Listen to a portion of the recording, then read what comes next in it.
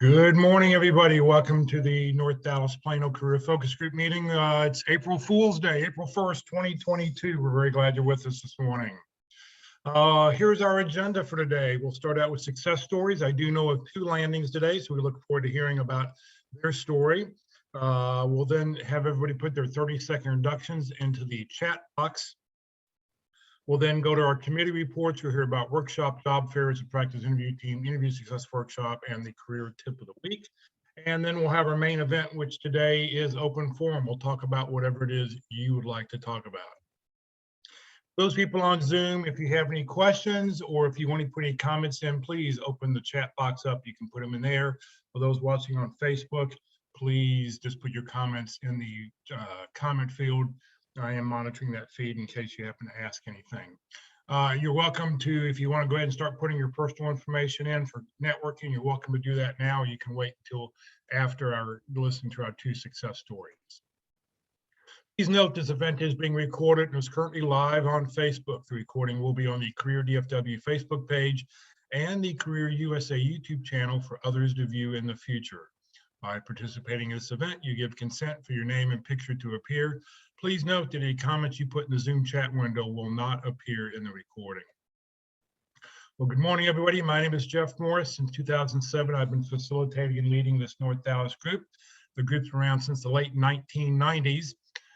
In 2008, I started a website called careerdfw.org, a website to help those who are unemployed in the Dallas-Fort Worth area. In 2012, I launched a second website, careerusa.org, to help those around the United States. I have written a book called What I've Learned About Your Job Search That You May Not Know. It is available on Amazon. And since 2017, I've been a member of the practice interview team. Well, we like to start the meeting off with good news. So the first landing that I know about is Dana Peelan. So Dana, please unmute your mic and tell us your great news. Yeah, so my first interview started 2 weeks ago today, and I had 4 interviews in 9 days, and got my verbal offer on Wednesday and accepted Thursday morning. It was through, believe it or not, my wife went to elementary school with a lady who lives here in the area, works for ADI Global, which is the company I accepted the position with, and put me in as a referral. And then it was a whirlwind after that. I'm excited. It's a growth company. They've had 4 acquisitions in the last year. They're the world's largest distributor of low voltage security cameras, Ring doorbells. They were once owned by Honeywell, and then were spun off and then acquired by Residio. And it's 19 months plus of being in the pit, and it's been unbelievable. Last couple of days, I just can't get the smile off my face. So it's been awesome. I want to thank, I think the true epitome of servant leadership, and you, Jeff, and Mark as well. You guys do yeoman's work, to name a few of the other people in other groups that I'm a part of, but you guys are top notch. I mean, you guys have helped me out a lot, and I can't thank you enough for all you've done. So I don't have a start date yet. I'm waiting on my background check to come back, but filled out all the paperwork and everything. So I'm just chomping at the bit to get started. So where do you see the position listed at? Actually, it was well, my wife's friend saw it on Indeed, and then texted me. It would have been 2 weeks ago tomorrow, and that's when I started the ball rolling and applied on their website. The hiring manager, when he extended the offer on Wednesday, basically said, of the 4 interviews I had, he goes, you know what, everybody said you're overqualified, but the minute you start on my team, you upgrade the team, and I don't expect you to work for me for more than a year, and and move on to something else within the company. So I thought it was a great compliment, and just really excited. Yeah, it's amazing how fast. I mean, I've been following your journey over the last year and a half, and it's just, to hear something like boom, boom, boom, quick, quick, quick. It's just very excited. I can see why you've got a smile on your face. After being ghosted so many times, I felt like I was really being heard for the first time. Because I think this journey's been, not to wax on poetically, but I think before I was let go, I was a little bit full of myself, and this has been a humbling experience and kind of put my life in a different perspective. And so it's been, this has been great. This has been just a complete turnaround in my mood and attitude. So, and thank you guys again. You're welcome. So if you had one or two bullet points that you wanted to make sure everybody knew about what they should do in their job search, what would you recommend? I would say you got to talk to everybody you know. I mean, this lady knew I've been out of work for 1.5 years, but I would say, especially recently, I've been on several of these networking calls where you could see the look in people's faces where they're just beaten down. And I went through the same thing. It's a roller coaster, but you got to keep moving forward and don't give up. Because I used to kind of roll my eyes a little bit when they say everybody will land, because I felt like I wouldn't. But I think God works in mysterious ways, and within 2 weeks I had an opportunity. So don't give up and just keep talking. You got to get out there and talk to everybody you know. Great. Well, Dana, thank you very much. Congratulations. Good luck. As I like to tell everybody, may we never see you again. And but I have a feeling that who knows, in future years we may see you again. So congratulations. Thank you. Thanks for sharing your story. We hope to never see you again, but we'll always be friends. So. Yes. Oh yeah, absolutely. All right. So congratulations. All right, let's see here. The next person that I know about, John Hammer landed. He sent me an email this week. John's been part of this group on and off over the last several years. He's accepted a position with FTE, FTE position as an Engineer 3 consultant network engineering with Verizon Business. He's had the same position for the last couple of years, but he's moving to a different group under a different manager.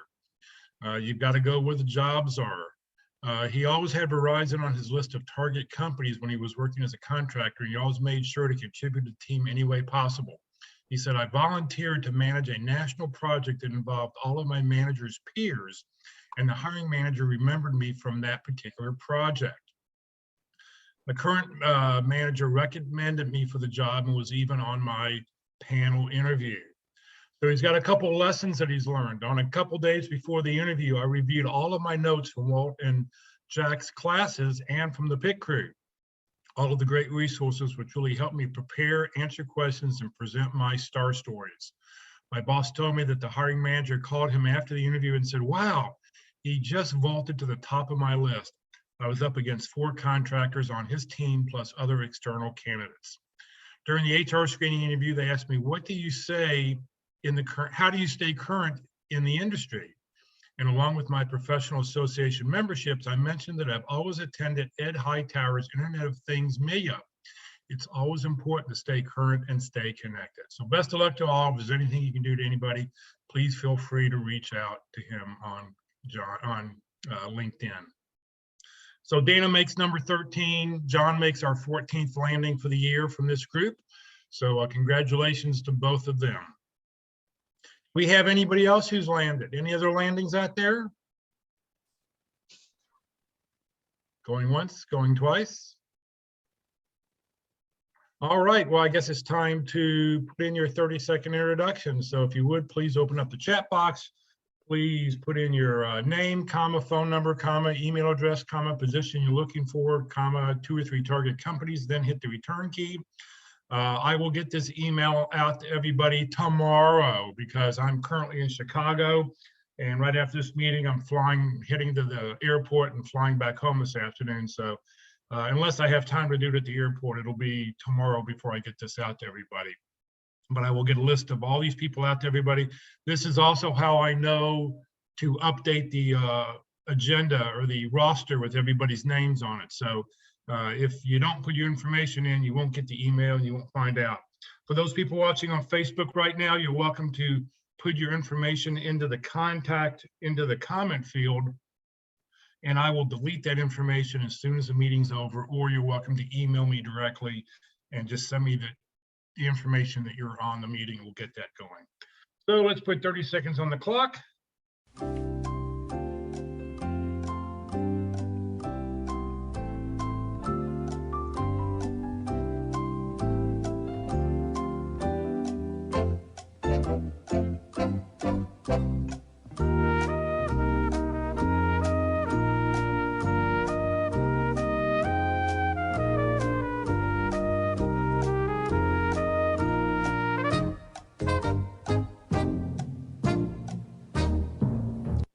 All right, so you have plenty of time. Continue on. You can keep putting your information in and we'll get that on the roster and get that email out to everybody this afternoon. All right, it's time to hear about job career fairs, training workshops are going on. Good morning, Eldon. Good morning, Jeff. Happy Friday, everybody. Happy April Fool's Day today. The information that I'm going to present to you today comes from the calendar page on the website careerdfw.org. You'll notice all the various colored blocks on the chart. They represent various categories of events going on throughout the Dallas-Fort Worth area in the coming weeks and months. I focus on the two categories, career and job fairs and special workshops or events. I go through this information fairly quickly, so if you hear something that catches your ear, I would urge you to go to the calendar, click on that item, and you'll find generally more information, links to register and or participate.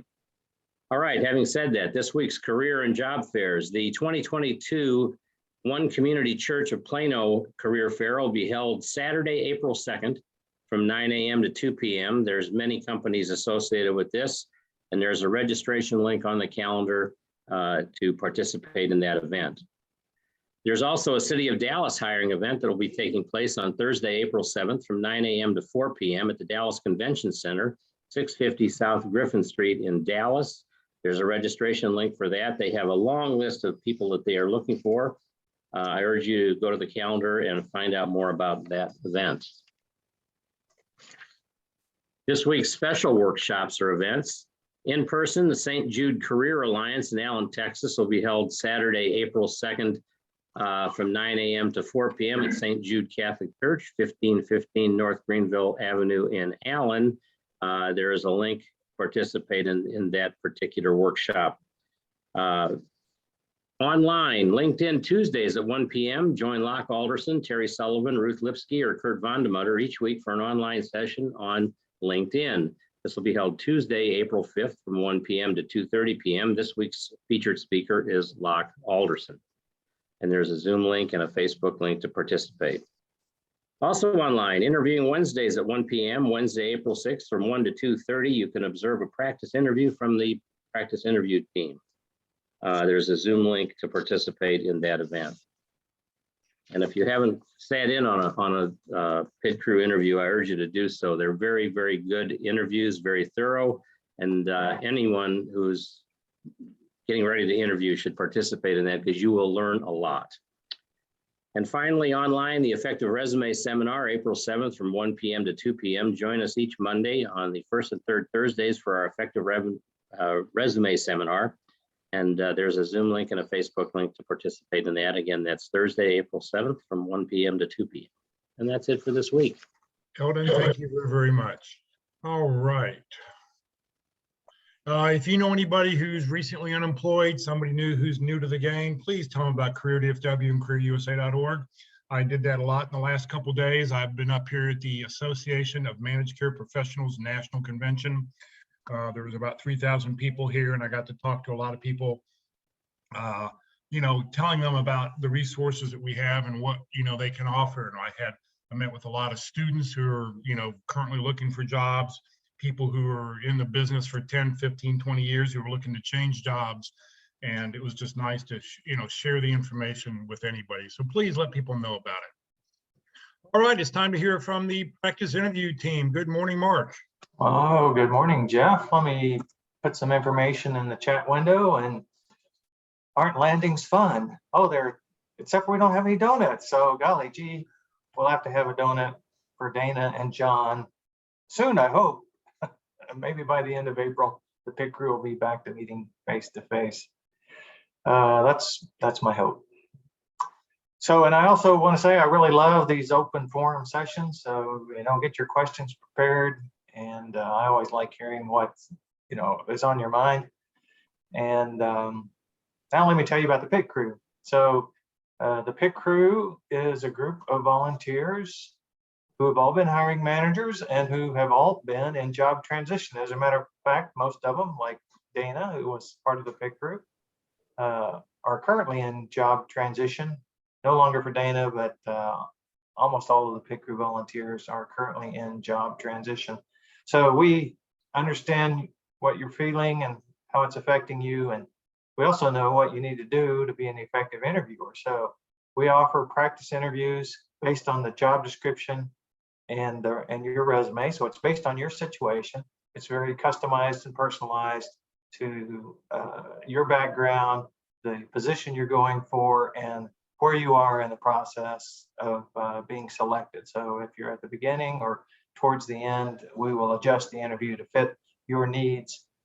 And you sign up for a practice interview by sending that information to me, your resume and your job description, via email at dallaspitcrew@gmail.com. Now, some people will reach out to me on LinkedIn. I'll just refer them to the Gmail address. That's where I keep track of all the pit crew activity, dallaspitcrew@gmail.com. So when you're ready, please go ahead and do that. We encourage you to practice early and practice often. That means practice early in your job search. We had someone this week who practiced, just picked out a job description that she thought was going to be really good for her, has not contacted the company, has not been contacted, reached out by the company. It was just a good looking job description. And so she got a chance to practice and get some feedback on things she did well and things she could do better. And, when an opportunity comes up, she's going to practice again. So you can practice as often as you like. Pit crew doesn't mind, until you go above 9 practice interviews, which is the record for number of practice interviews in a year, then you're not breaking new ground with the pit crew. So practice early and practice often, and do that by sending your information into dallaspitcrew@gmail.com. And we have practice interviews on the evenings on Tuesday. So if you know someone, if you're working, or if you know someone who's working, we have practice interviews on Tuesday evenings, and then we have one on Wednesday afternoon and one on Thursday afternoon. So that's when the practice interviews are. You can find the exact time for those interviews if you go to dallaspitcrew.com. dallaspitcrew.com is the website that has all the information I just talked about. So let me mention also that I coach, besides there's my LinkedIn profile up there, so I encourage you to link in with me. But I also coach on this question, this very important interview question: why did you leave your last position? Or sometimes, why did you leave, your last 3 positions? So if that's going to cause you some angst, if you're concerned about how you might answer that question, then let's have a confidential discussion, and we'll storyboard, how to answer that question and any follow-on questions that are generated from your situation. So we'll get into it pretty deeply. I think you'll come away, confident that you'll be able to handle that question with brevity and confidence. Let's see what else. Volunteers. I forgot one thing. One-way interviews. So the pit crew also, we have quite a few offerings. One of the other offerings is the one-way interview, something just to practice interacting with these one-way interview tools. Jeff talked to a company called Easy Hire, who donated their tools that companies use. So it's a professional product. And I give you the questions in advance. I give you a link to the tool. You interact with the tool, and then you get to see the video of your interaction. And so my goal is just to help you get comfortable in engaging with the tool and answering the questions. And I got to say, it's a weird sensation when nobody else is on the other line. It's you think it'd be like this, but I can see people here. I'm really interacting. When you're just talking to the computer, it's very funky. So I encourage you to practice that, and I try to make it as easy as possible. Just send me an email at dallaspitcrew@gmail.com email address, and I'll set you up with a link to the tool. And after that, it's all pretty automated. Nobody's going to see what you did except for you. And then finally, I think this is the final thing, I just lost a pit crew member. They landed, Dana. So I'm looking to add someone to fill Dana's spot on the pit crew. So if you've been a hiring manager, then you have all the qualifications necessary to be to be a volunteer for the PIT crew and to give back to the job search community while you're in job search. And I'll tell you more about it if you just reach out to me. You can call me at the number I just posted, or you can send me an email at dallaspitcrew@gmail.com. Thanks, Jeff. Very welcome. You mean Dana didn't negotiate into his new contract that he had off from 1 to 2:30 every Wednesday so we could do a practice interview? I don't know about this. We're going to have to work on those contracts. I don't know if I'm going to let Dana resign from the PIT crew. We haven't had that conversation. I will say, if I could, that Paul says it better than I do, but you get a lot out of this. I mean, just the questions that are asked, how people respond. You benefit from having Mark kind of talk you through the interview, and it makes you feel good, to help somebody. So I got as much out of it as I gave, probably even more so. Great. Thanks, Yeah. guys. All right. Time to hear, let's see what's up next here. Here we go. Walt Glass. Good morning, Walt. Well, good morning, everyone. See, if I'm online with Jeff, must be Monday. No, Tuesday. No, it must be Friday. My goodness, Jeff. You do so much for the community, and we so much appreciate and love you for it. Well, what do? Well, I like to help you with interviewing skills as well. I heartily support the PIT crew and the formal panel interview that you practice. So what do? I enjoy helping you gain confidence and skills through preparation and practice. But what is it that we should prepare? How do we get ready for the interview? And what's the difference? What are companies buying? And I contend they're buying three things. That's who you are, what you do, and how you can help them.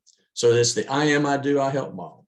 How do we sell those three things in an interview? So I deal with the fundamentals of differentiation from other candidates and selling those three aspects. So I have 12 basic categories of questions. So we're down in the weeds. We're down into understanding the types of questions, the motives behind the questions, the options, the strategies, the structures, the ways that you might want to answer it, because every question's response depends on who's asking, what the question is, and where you are in the process. So how we can answer those things depend on those three factors. So I also give you a video of your interview. They don't last very long. Only do 1 to 2 people at a time. My scheduled time is on Tuesdays from 9 to 11 Central. Depending on demand, I can schedule other ones as well. So what do you do to sign up? Well, you go to my LinkedIn page. You can find out more information in my About section for the free workshop. Just send me an email to the walter_glass@yahoo.com email, which is reserved just for the workshop, and to get registered. So I can give you some scheduling dates and we can get you settled in on when you can go through this. Now, this is not a formal interview process. This is very informal. There's no need to have anxiety and stress. There's no need for your life to be flashing in front of your eyes, as we're all just focused on improving our skills and learning how to do better. So we can have some fun along the way. So I call it learning without squirming. In job search, there's no April Fool. It's interview practice. That's the best tool. I'll offer you this in the workshop school. Learn the advantage. Now, isn't that cool?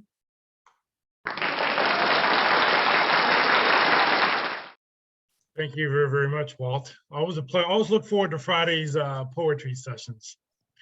All right, it's time to hear from the career tip of the week. We have a new reader this week. Liz is out for the next couple of weeks. So Rosina, thank you for being with us, and please tell us your tip. Good morning, Jeff, and good morning, everyone. Today's tip of the week is dated March 27, 2022. Success statements show employers how you've added value at work, by Joel Garfinkel. The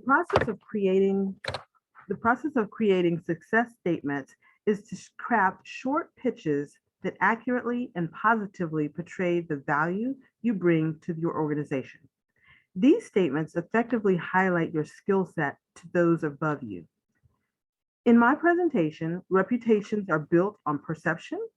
I discuss the process of creating your success statement and the importance of both practicing and continually refining what you need to say. You need to be ready when the opportunity arises. Start documenting your success statements today. Create a file on your computer, cloud, or even your phone if it will help you get ready regularly. You can download a blank copy of this accomplishment template. Here are tips on how to take success statements to the next level. First tip, demonstrate an ability to get results. You may need to prepare a few success statements to use depending upon your audience. Think about the senior leadership that you might have an opportunity to talk to and what sorts of results that you could consider the most compelling. Create your statements to match their interests. So do they focus on the bottom line? Talk about revenue lines or margins that you've increased or operational costs you and your team have helped to reduce. Are they tuned in to the workforce at an organization? Well, then highlight your people management skills, team dynamic, improved interdepartmental relations, or increased employee retention. And if they know a certain process is a pain point for one executive, then mention the ways that you've worked towards streamlining or reducing havoc in that area of the business. Second tip, demonstrate executive level communication skills. Having coached thousands of senior leaders over the last 2 decades, I can tell you what they are looking for in leadership talent. They are looking for that spark, that desire to connect with others that they themselves bring to the table. You don't have to be a dynamic extrovert to share a keen ability to communicate. Top leaders are seeking a certain executive presence that demonstrates poise and gravitas, a calm and confident way of landing in the moment with both the ability to listen and the skill and knowledge to make a decision. Highlight your ability to speak clearly and with confidence in any situation. They're not looking for a know-it-all, they're looking for a weather-it-all, someone who can wade into chaos and help bring order and reassurance to the team no matter what the turmoil. Third tip, demonstrate a team mindset. That brings to another key element of the success statement, your team mindset. More and more organizations have realized that great leaders aren't necessarily the ones who speak the loudest or speak up first, unless they are also doing it in service to their team. Great leaders know how to support their team, remove barriers, share praise, highlight accomplishments, and generally help everyone do the best job possible. The era of big personalities fixated on personal glory and attention is fading into history. If you want to be considered for promotions in the modern landscape, you need to cultivate and demonstrate a team mindset. And then fourth tip, demonstrate critical thinking. If you have great ideas on how to increase sales or improve efficiency, be sure to create clear and succinct pitches you can use in the moment to share your thoughts with leadership. Executives are looking for ingenious, motivated individuals, either to make a difference, and if you know ways the company can achieve more, it's critical to organize your thoughts so they can be efficiently conveyed. Working and refining may be more often necessary for these types of success statements because you'll want to be sure your message is clear and easily understood. It can be challenging to dive into talking about yourself, but I hope these suggestions will set you on a solid path to designing and refining your success statements. Remember that self-promotion is key in getting ahead, even when you have the best record and great advocates speaking for you. Get used to making the most of every opportunity you have to demonstrate your value to your company. It will be the key to your next project or promotion. And as an executive coach, Joel Garfinkel is recognized as one of the top 50 coaches in the US. He provides webinar trainings and virtual coaching sessions to help employees achieve higher levels of leadership. Garfinkel is the author of 11 books, including Getting Ahead. Subscribe to his Fulfillment at Work newsletter, which is delivered to over 10,000 people. You can view his video library of over 150 easily actionable 2-minute inspirational video clips by subscribing to his YouTube channel. This is the tip of the week for March 27th, 2022. Success statements show employers how you've added value at work. Back to you, Thank Jeff. you. Great, thank you very, very much. And if you want to download that template, just take the link that's on the website and you'll be able to go to that website where I got the information at, and you'll be able to go download the link there. All right, coming up in a few minutes, we're going to have open forum. We'll talk about whatever it is you'd like to talk about. I want to mention a couple upcoming sessions. Next Friday, Rick Gillis will be with us to talk about accomplishments, job search, advancement, and fair pay. And then on the 15th, Rick Martinez, who's a recruiter here in the DFW area, will be here to talk about 10 job search tools that or 10 job search rules you should break now if you want to get hired. So he'll be with us then, and I've got speakers lined up for the entire month of April. Just a reminder, Career DFW and the North Dallas Plano Career Focus Group are two separate organizations. The common thread is that I happen to lead both. Career DFW is a 501c3 nonprofit organization. The North Dallas Plano Career Focus Group is a bunch of people, great people who get together on Friday mornings, right now via Zoom, hopefully in the near future in person. And we share leads and comments with each other. Like I said, the only common thread is that I happen to lead both. If you want to overthrow me here on a Friday morning and take over the North Dallas Plano group, you're welcome to do so. But you're not going to get Career DFW out of my hands. We'd love to be able to see your smiling faces. Since we're about to do open forum, please turn on your camera. Let us see what's happening here. So please, if you're out there, please turn on your camera so we can see you for open forum. And that's what we're going to do now. So I'm going to stop sharing. And it is, you tell us whatever questions you'd like to ask. Please ask away. Unmute your mic, and what's the question of the day? Brian. So I have one. Okay, Brian. Recently, well, last Thursday, I had a screening interview with a company that a 30-year friend has been in, and the recruiter didn't really listen effectively. And it's a job that is much lower than where I was, but it's a job I really want because I don't want to do what I was doing. So, and I made sure she understood, because she asked some very pointed questions around salary of where I was and where my expectations were. And I was very clear on the expectations and the understanding that if I'm not traveling 7 days a week, working for Attila the Hun, I don't expect the same compensation package I had before, and that I was in a completely good place and understanding of their current salary. And then she had me set up and schedule for their panel interview.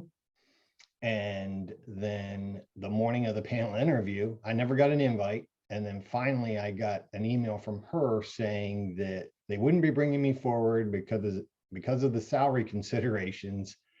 And they would keep me in mind for future VP opportunities. It took me about an hour to craft a professional response to her, thanking her for her time.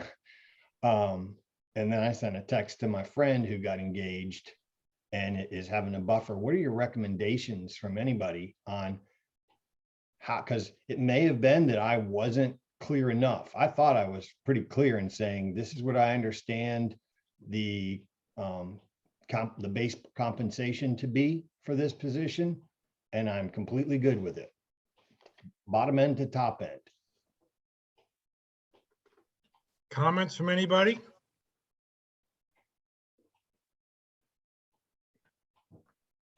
Suggestions? So this was, you really hadn't even had a first interview? I mean, this was like preliminary information that was going This on? was a screening interview because she also didn't understand my resume. I had my, because this is with Advantage Solutions. So they're one of the largest food marketers, and in their client services business. So I made sure I had my stuff, like not bullet points, but showed Albertsons and my time at Nestle and Airmark as well. But I didn't have dates next to it. So her first question back to my friend was, well, I love everything on his resume, but he looks like a job hopper. Of course, she doesn't know I'm 50, about to be 56. So I can kind of get that, but I don't have any dates on that stuff at the bottom. And it's mostly my Nestle stuff, which shows 8 years at the last job. So she doesn't appear to be the sharpest tool in the shed. Was this an internal or external recruiter, Brian? Internal. Internal, okay. Mm-hmm. And a Texan. Well, There you go. I thought we grew them smarter down here. well, unfortunately, we still exist in a world where people make decisions for us based on information that's not really of value. And so they look at job hopping and you say, job hopping, I mean, my goodness, jobs don't last any more than 2 to 3 years anymore. So it's not job hopping, but they'll look for that. They look for reasons not to select us. But it's very interesting that the person came up with and told you that the salary was the difference. I think you did all you could do. I really do. I don't know what else you could have done to make it clear that this was acceptable to you. That was fine. But some people just say, you know, it doesn't matter what you say. I still think it's going to be a problem, even though you tell them that it's not a problem. If you can convince me as an interviewer, a hiring person, that this job is what you want to do and this company is where you want to do it and the salary is acceptable, you've done all you can do. And you can't. Now, I wouldn't stop. I would see if you can't pursue another avenue of approach with the friend that's inside. Try to do something. If this is the company you really want to work for, don't let this recruiter who's not doing a very good job stop you from getting a job there. Mm-hmm. So maybe there's someone else you can talk to in order to get that back on the map. Thanks. And I am. He's reaching out to, because it's actually 2 SVPs that are over their client services of their fear. I understand their fear because he forwarded an email that the one of them had sent back to him saying, you know, we've misfired on our recent hires for this key position that is the one that's basically hand-holding all of their largest clients. And he said, we can ill afford to do that again. And my friend Wade was like, look, I've known this guy for 30 years. He doesn't walk away from a fight. And he finishes what he starts. So yeah, he's getting in touch with them today because they were supposed to already have rescheduled. And if he agrees, I'm going to send something to the the SVPs that are hiring for it and basically bypass her, which I don't have a problem going past recruiters. I just don't want to step on his toes and muddy anything and make it more difficult for him. But thanks. So it's important you talk about your motivation. I don't know, I didn't hear you mention specifically that you talked about your motivation, and Walton said it, you know, why this job, why this company, and why now? And so when they talk about salary or ask about salary, I think you want to lead with your motivation. Now you got to hone this so it's pretty brief and obviously believable, so you got to believe it. But that's going to go a long way. And then you can say, you know, for those reasons, your salary is acceptable, or your salary range is acceptable. And yeah, that's the most you can do, really. That's, you covered all the bases after that. But I also think though that they saw you were a VP, maybe higher than the level they were thinking they were going to hire. And then that subsequently led to the excuse of why they, so it was kind of, he's overqualified. He's not going to stick around, but, because he's a VP and therefore he's a job offer. That's what I ran up against. When I initially applied for the job that I accepted, the recruiter rejected me. It was based on my inside contact that he pulled me back into the mix. And I had to convince everybody I talked to. I'd done my research on the company. It was a lesser role than what I was used to, but I was switching industries. And you really just have to sell it. Like Mark said, really condensed selling statement. Thanks. I think there's a good possibility that that recruiter did not represent you well as well. I mean, she didn't interview you well. I don't know if she went in and probably didn't say anything about your enthusiasm for the job, just went in with the salary and presented it that way so that they didn't get the opportunity to really know how you really felt. So that's a possibility.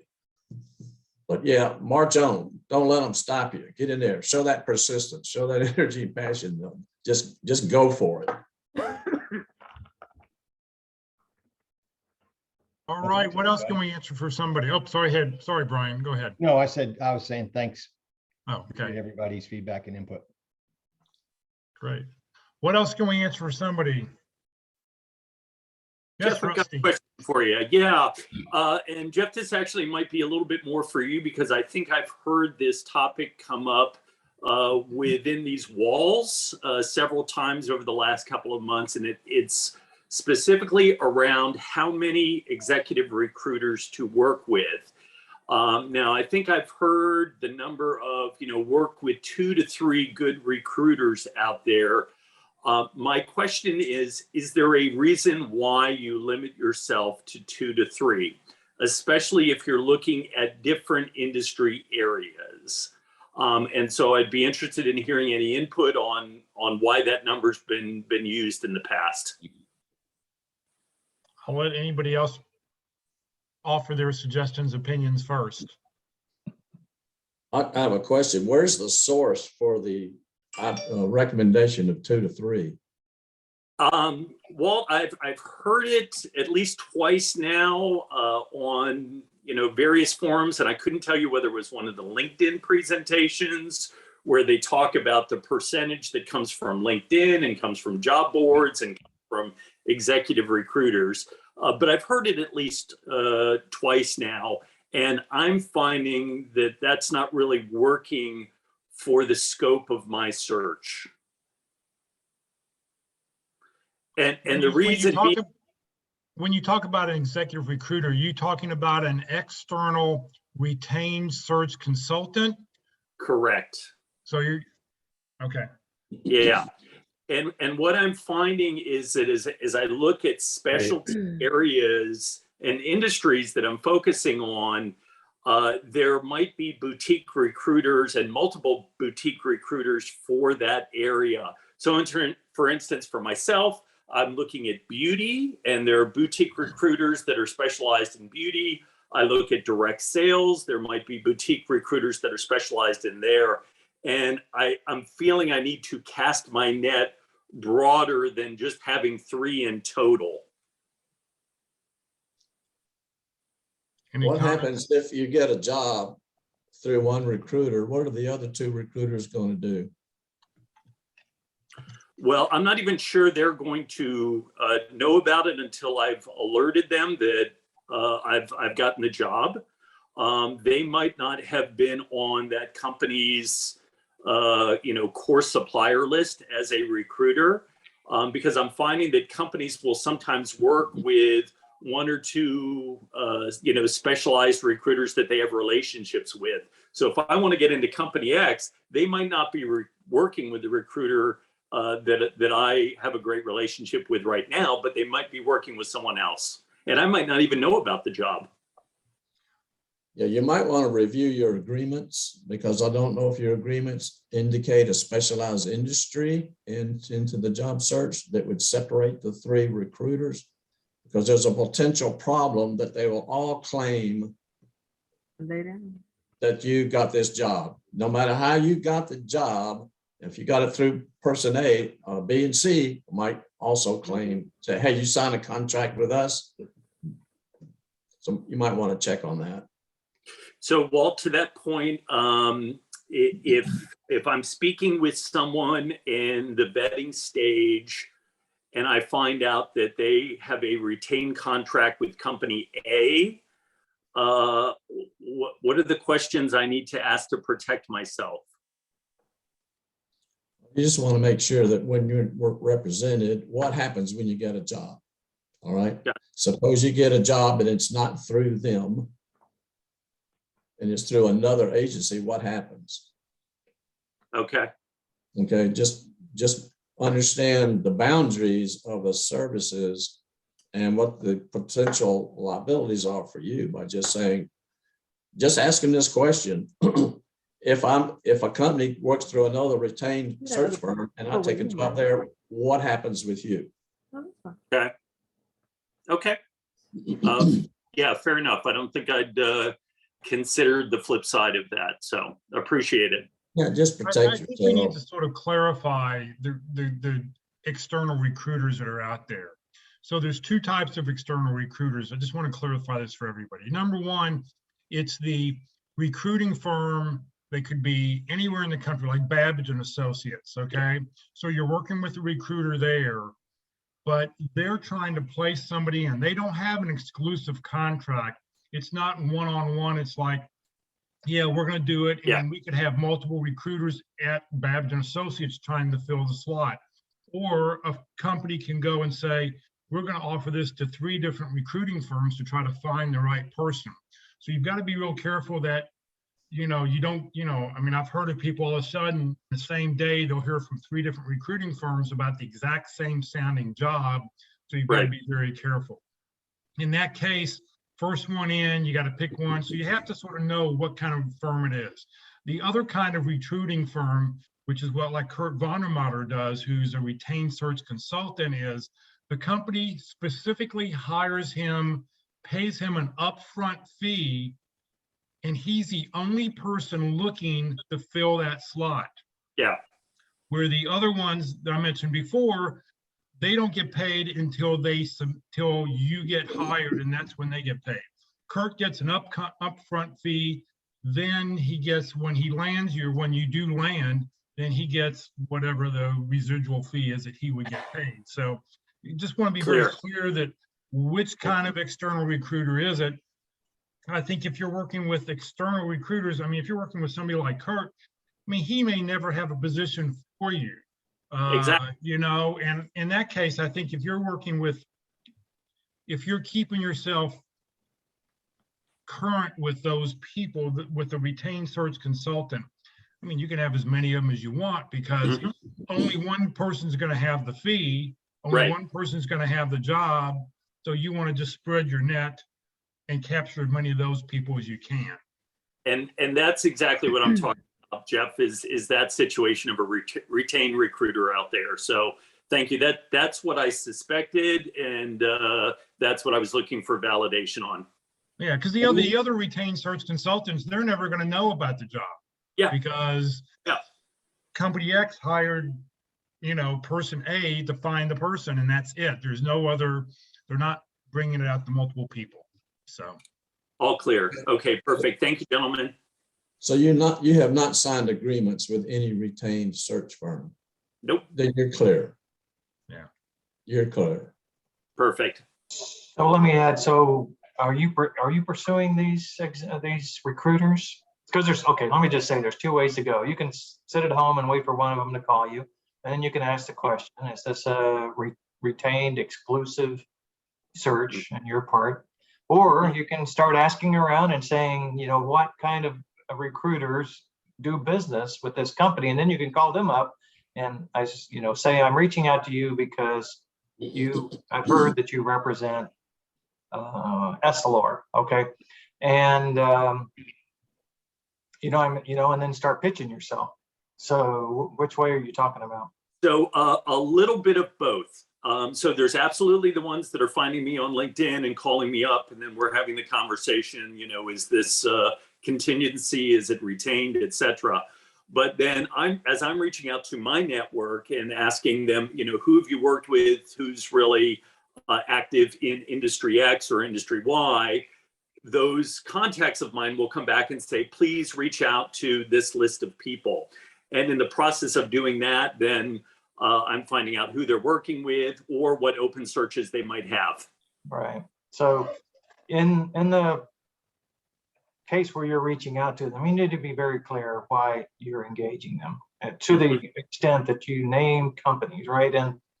And because, and every company you name, they're going to have to keep track of this, right? Because I wouldn't have more than one recruiter dedicated to a company, and you need to know which is which. Now, if that gets confused, you're just screwed, right? If you get it crossed, or they get it crossed, most companies will just walk away from a dispute between two recruiters. So let's just call it a deal. Nobody wins. Okay. The two that are arguing and nobody wins. So clear. All right, gentlemen, thank you very much. Appreciate it.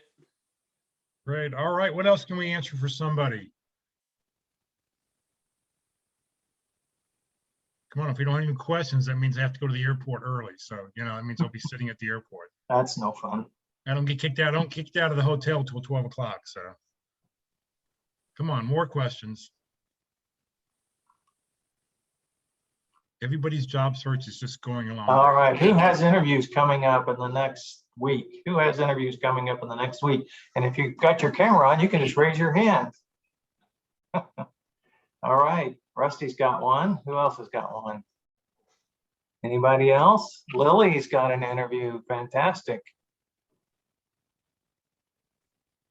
I wish I could get the practice interview, and it's way too close though. Yeah. It's the job I've been most excited about so far. Let's see. Anybody else?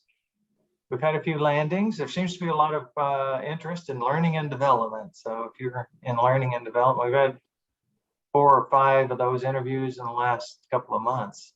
Just had one this week too. So. Well, let me ask a question to the group. What part of the job search is the hardest for you? It's the most difficult part. Anybody can answer. You see, Staying upbeat and motivated was my toughest. Okay. Mine has been finding internal contacts or friend of a friend that would be responsive.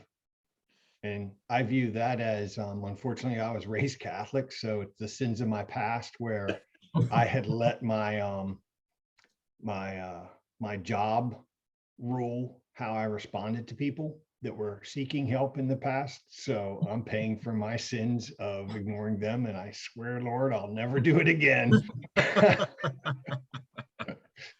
But just, Yeah, you're definitely more empathetic once you've been through it. Yeah. oh, hell yeah. That is without a doubt. I had no empathy before, just total honesty. And that's one thing you can look at when you're looking at LinkedIn and looking at connections, see how long they've been in that current position. And if they've recently been hired, they're going to be more sympathetic because they've just gone through this process too.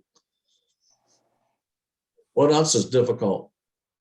I too have had issues trying to negotiate salaries in a different field, like trying to transition the skills to a different field. So most often they would come back to me saying with the statement, your skills don't match up. And the famous email, and to try to keep my energy level high in the pursuit of the job search. Has anybody ever gotten a job from a company that kept their resume on file?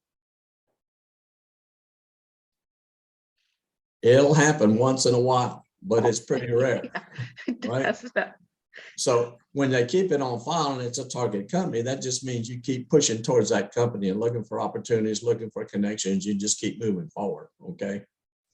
Now, does your resume reflect the job you want. You mean the amount of keywords in there? I try to match. No, I'm not really looking for keywords. I mean, if it's a mismatch, my question to you is, does your resume and your LinkedIn profile match the job you're looking for?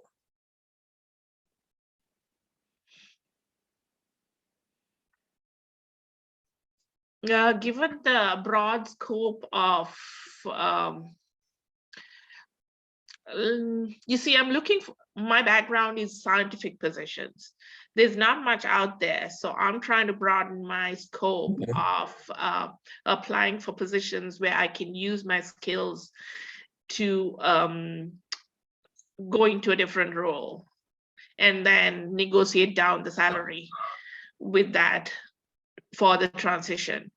But up to now, I haven't been very successful with that. Well, I might suggest, Jeff has recorded 13 sessions that Mark and I have done.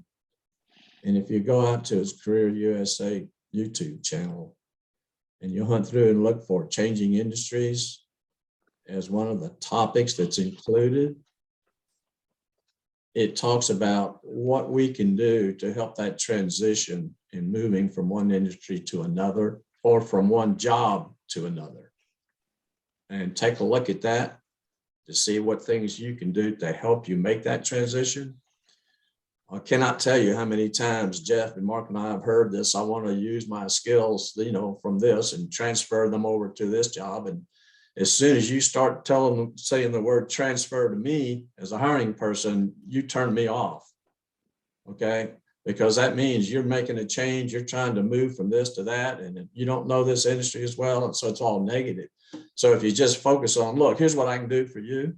Here's what I've done in my background, industry agnostic or job agnostic that can help you with this particular role, and just focus on that and move forward to here's what I can do for you with my background and experience.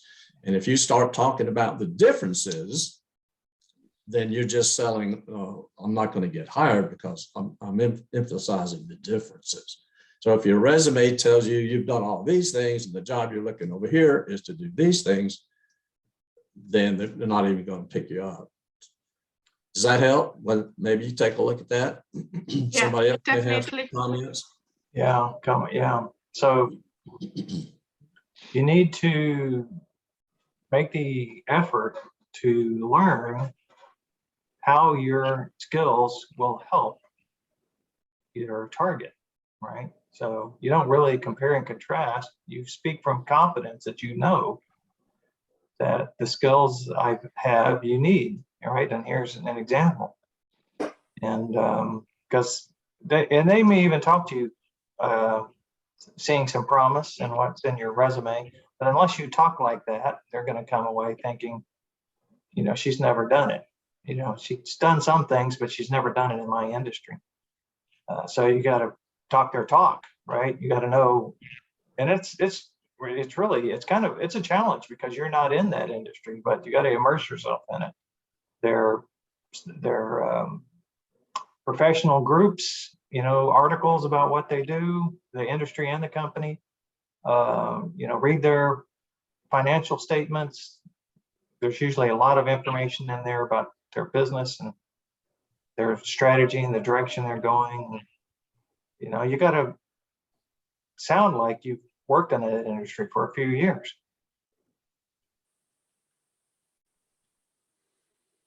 I believe having a network would help as well to bridge some of that gap.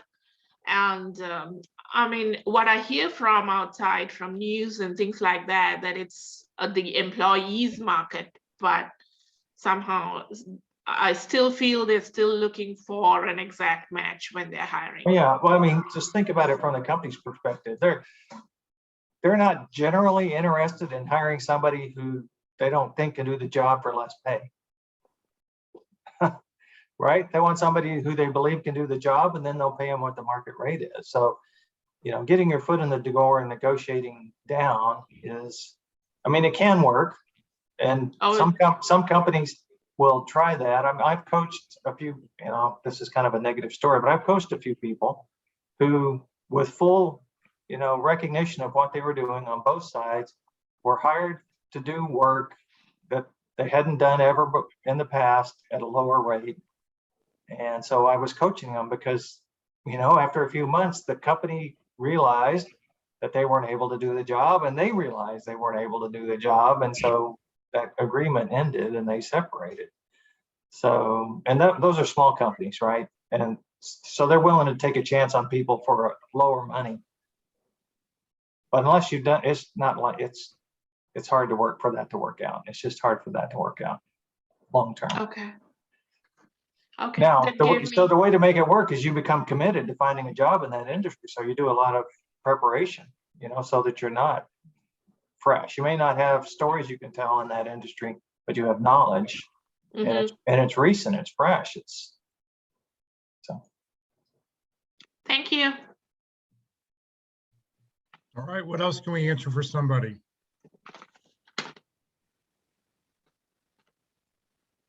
I found it very interesting. I'll just make a little comment here. So I've worked with a lot of people here over the last couple of days at this conference. And one notable one last night, towards the end of the 2 days I was here, the lady, she showed me her resume, and I look at it and I go, "Oh, you're just graduating in school?" She says, "No, I've been out in the market for 10 years. And it's just like, but I looked at your resume and it looks like you just got out of school, because she had her education section first.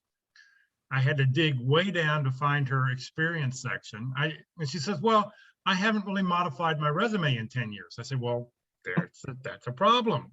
So, you've got to be current and up to date. And it's just, I don't know, very, very interesting meeting some of these people. Some people who, they want to get found on LinkedIn, but they don't want to tell their employer they're looking for a job, or, and how to deal with all those kinds of issues. And, and there were a lot of students here who are graduating in May. And so they're here networking, trying to find a job. And, that's the one area that I don't really have a lot of knowledge in, because for some reason, everybody who tends to come to the Friday group or comes to these other networking groups are between 40 and 65 usually, or 40 and 70. They're not, young kids don't tend to pop in on this. So it's like, all I could advise them was go to your career placement center, because they're doing this every day and they're dealing with your age group.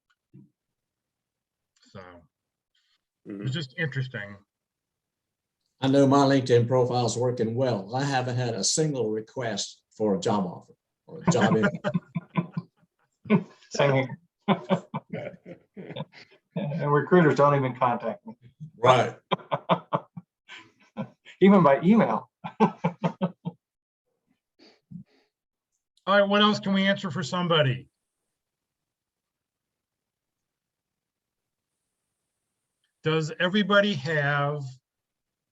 Has everybody written down their STAR story or SAR or RAW story for every bullet point they have on their resume, so they're able to tell those stories when they are interviewed?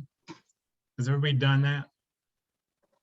I always recommend getting an index. I recommend getting index cards, because if you physically write it down, it tends to lock into your memory, where if you type it up, I don't think that works as well.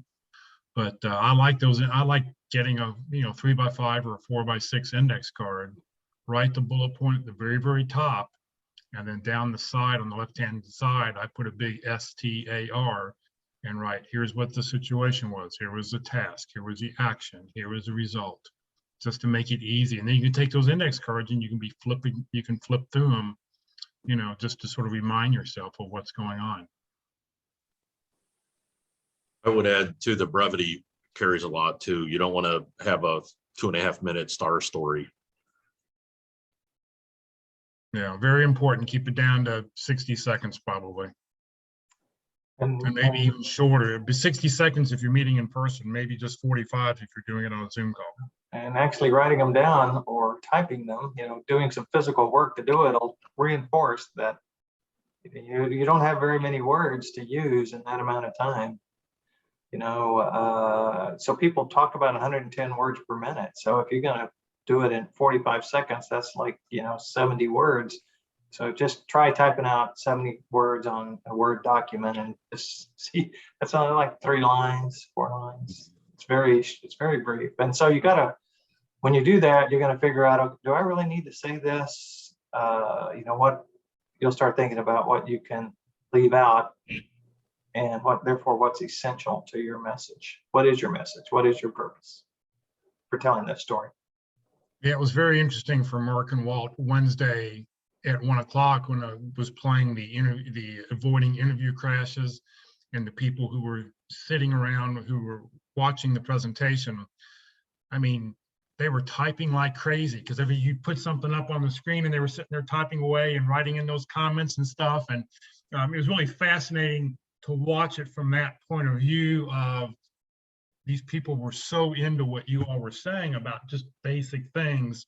It was pretty fascinating. You know, it was the only conversation or the only time that I was sort of a spectator once the video got started. But to be able to watch everybody was really fascinating. And there was one lady who had a notepad, then she finally put it away and pulled out her laptop and started typing, away. Yeah, there's a lot of good stuff in that session. Yeah. Which What is else can we session, talk about? which was session 13. So if you guys want to go watch it, if you didn't see it on Wednesday, session 13 of the 13-part series that Walt and I do. Yeah, avoiding interview crashes. Very, very, very good session.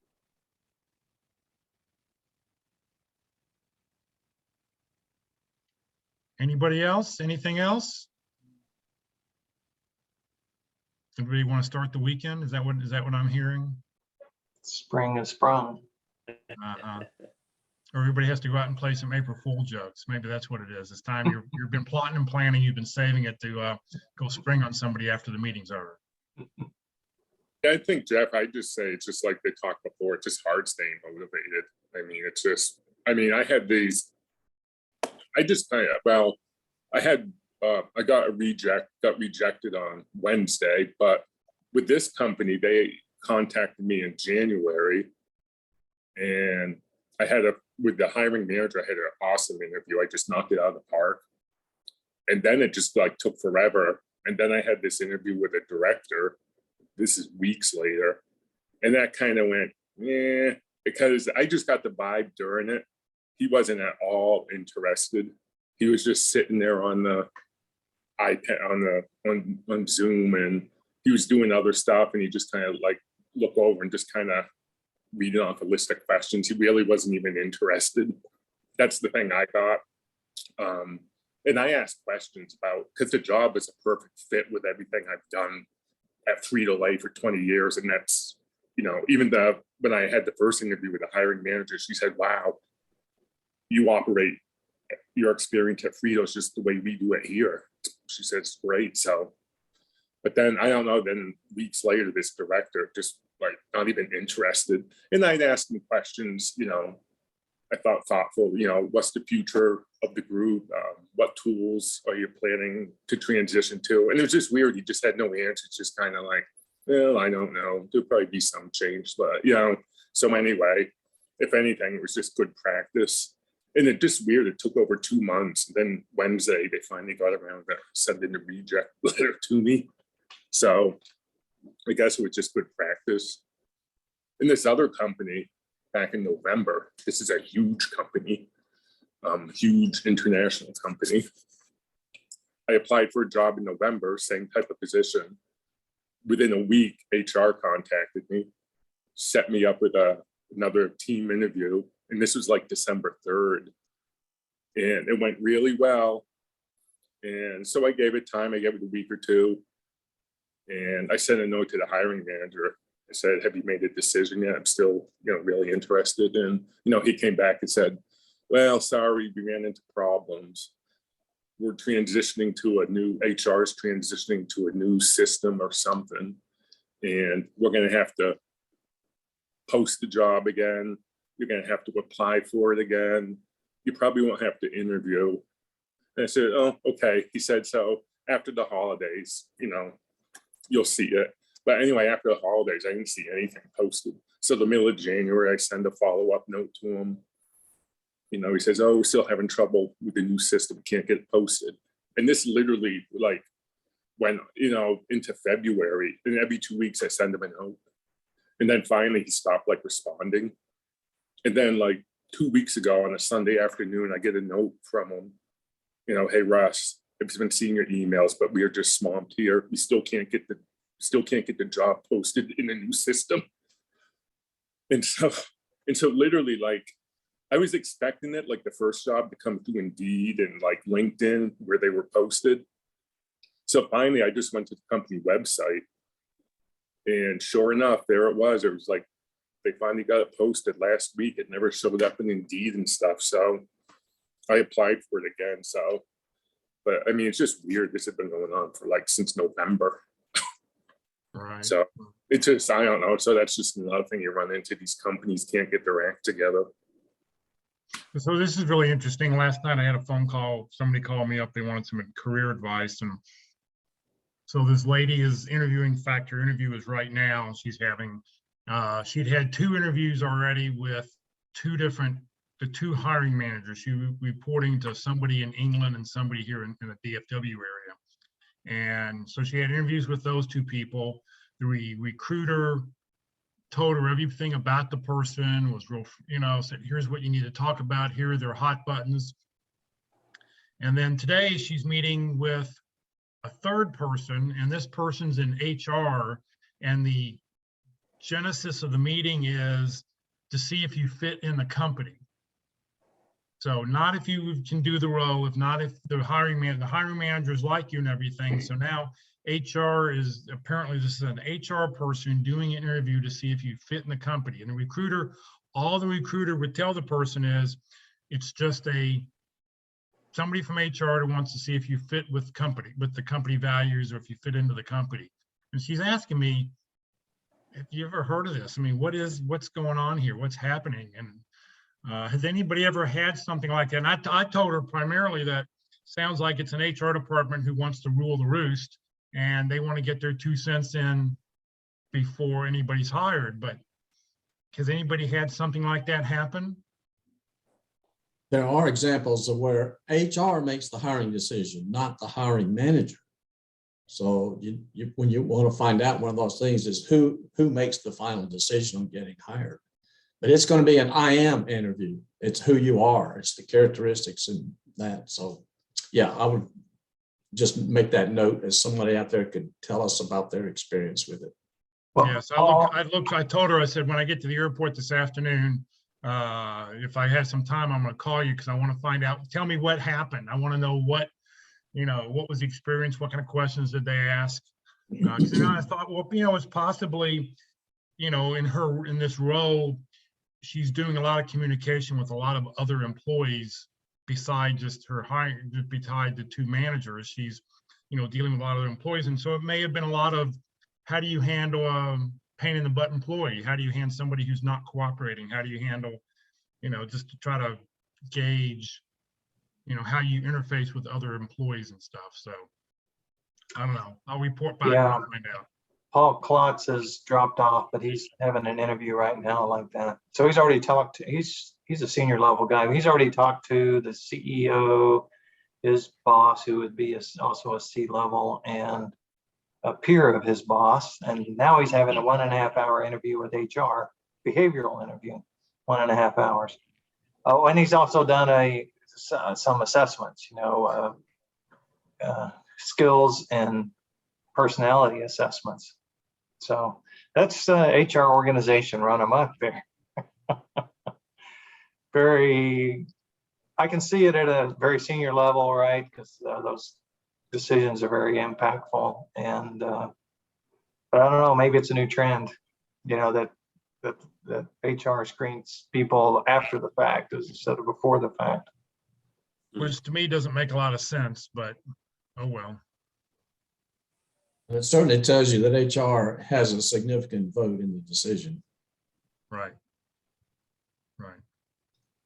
That'll make HR feel good because that's the whole purpose in life, is to make these kind of decisions work. Yeah. All right, anything else we can answer for somebody? Going once? Well, I have a question. It's not job related, but here, I need some help, okay? I have a ballot in my hand for voting, and here's a proposition. Would somebody please explain this to me? I'm going to read it to you. It's a constitutional amendment. The constitutional amendment authorizes the legislature to provide for the reduction of the amount of limitation on the total amount of ad valorem taxes that may be imposed for general elementary and secondary public schools on the residence homestead of a person who is elderly or disabled to reflect any statutory reduction for the preceding tax year in the maximum compressed rate of the maintenance and operations taxes imposed for those purposes on the homestead.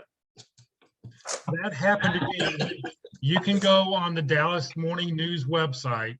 Yeah. And Dave Lieber wrote a whole story about that.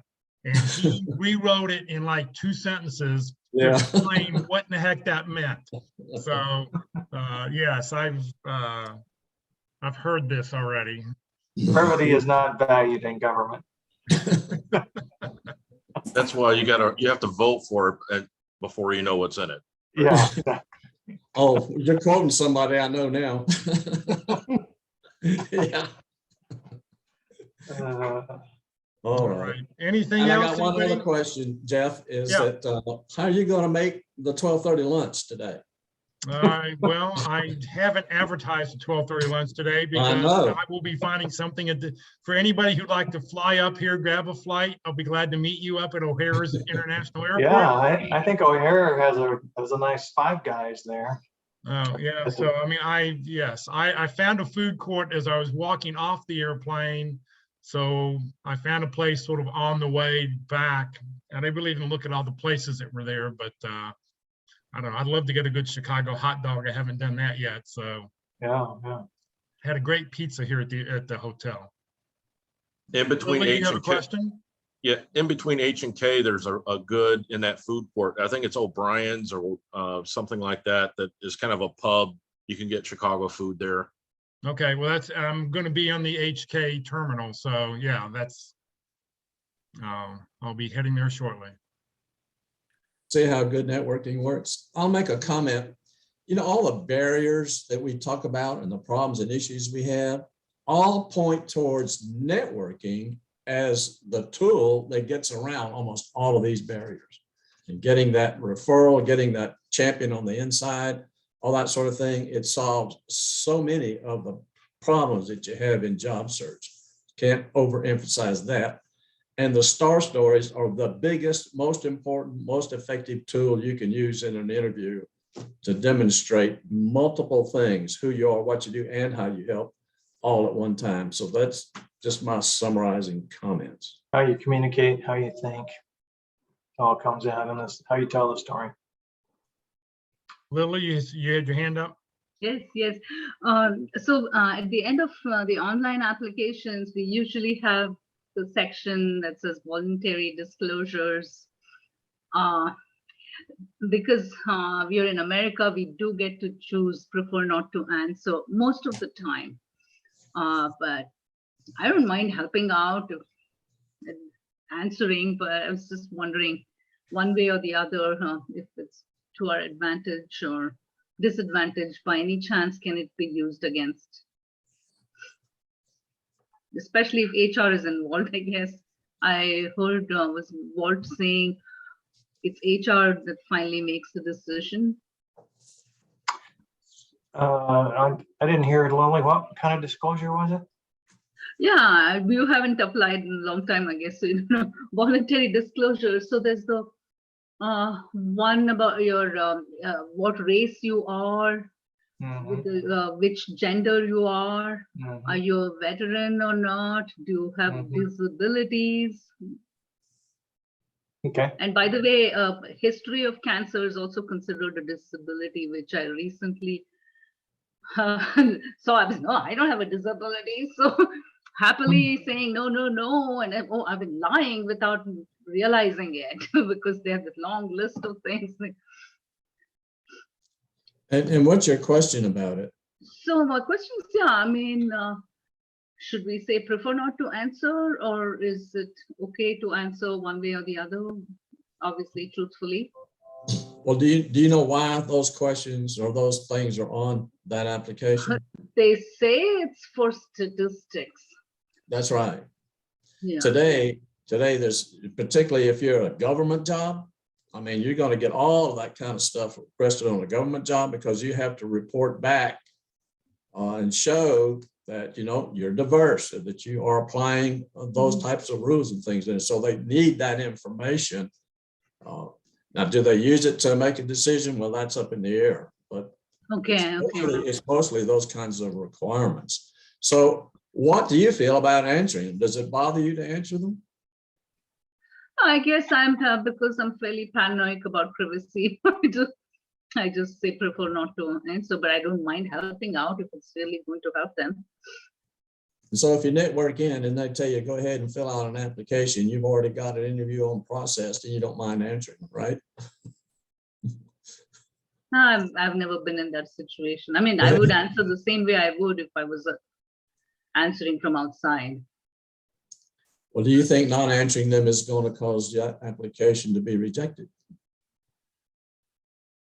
I don't know. That's actually kind of my question. Do they use that for rejecting or even for recruiting? Especially the one with disability. Before you apply, can you find a recruiter, find somebody in the company and ask them about that? Okay, that's a good idea. And say, look, how do you use that information? What do you do with it? What would you feel if I did not enter that information on the application? Right. I guess every company uses it differently. Right. But okay, got it. Yeah. All right. The bigger the company, the more you'll see that. Okay. Public companies, large companies. Find a recruiter that's left the company. They'll tell you the truth more than likely. Even better. Even better, so they won't. Not saying that recruiters lie or that I hate them, but No, they may not lie, but they may not feel comfortable answering us, honestly. Yeah.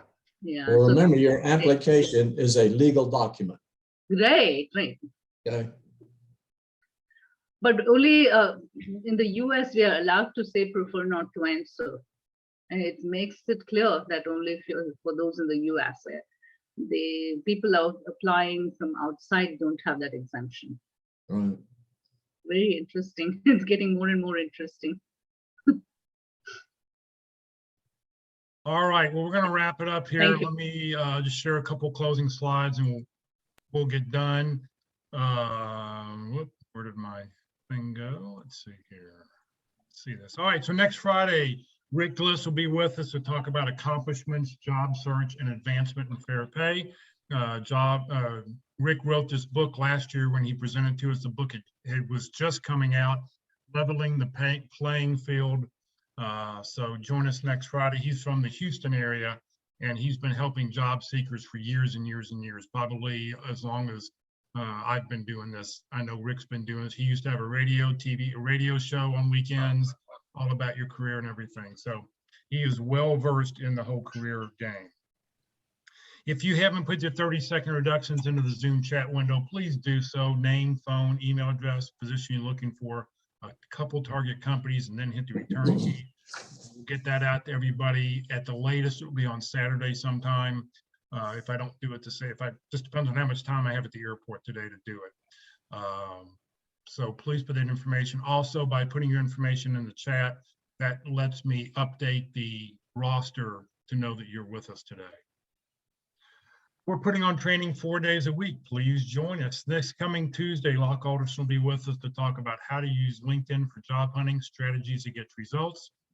On Wednesday, we'll have a practice interview. You'll be able to watch an actual practice interview with the PIT crew. And then this Thursday, we'll talk about effective resumes. So please join us and we'll be sure to share information. And if you'd like to have your resume reviewed, we'll be glad to review 1 or 2 resumes online. The session has been recorded. It will be on the Career FW Facebook page and the Career YouTube channel.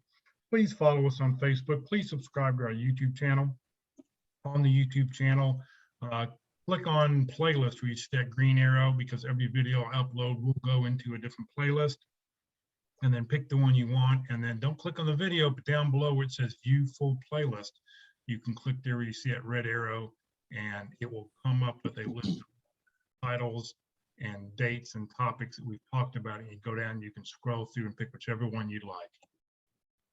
So thank you for joining us today, everybody. Have a great weekend, and we will see you all next week. And hopefully you don't April Fools too many people and get yourself in trouble. Travel safe, Jeff. Thank you.